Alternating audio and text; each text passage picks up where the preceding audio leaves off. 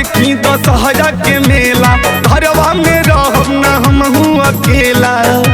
ए सैया सुनना, लागत देखी दशहरा के मेला, घरवा में रहब ना हमहू अकेला।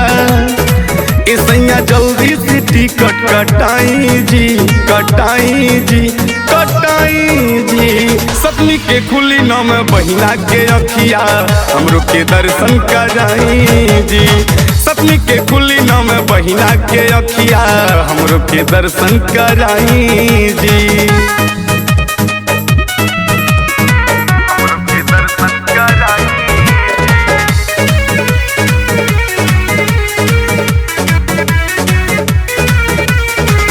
पर साल सैया रउआ रह गइली बहरा, के लमन घूमे खातिर हो दशहरा। पर साल राजा रउआ रह गइली बहरा, के लमन घूमे खातिर हो दशहरा। अब की न सुनब कौनो झमेला, आके घुमा दीही हमरो के मेला। अबले आवत बानी बताई जी, बताई जी, बताई जी। सतमी के खुली नाम बहिना के अखिया, हमरो के दर्शन कराई जी। सतमी के खुली नाम बहिना के अखिया, हमरो के दर्शन कराई जी।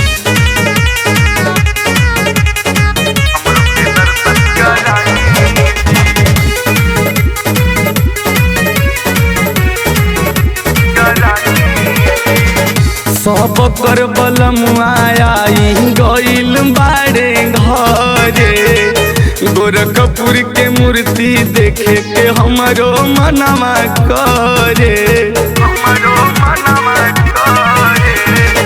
सब कर सजनवा आई गइल बाड़े घरे, गोरखपुर के मूर्ति देखे के हमरो मनवा करे।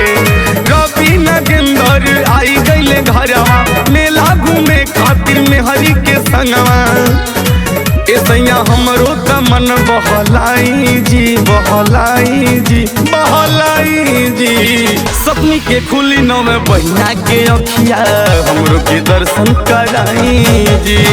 सतमी के खुली नाम बहिना के अखिया, हमरो के दर्शन कराई जी।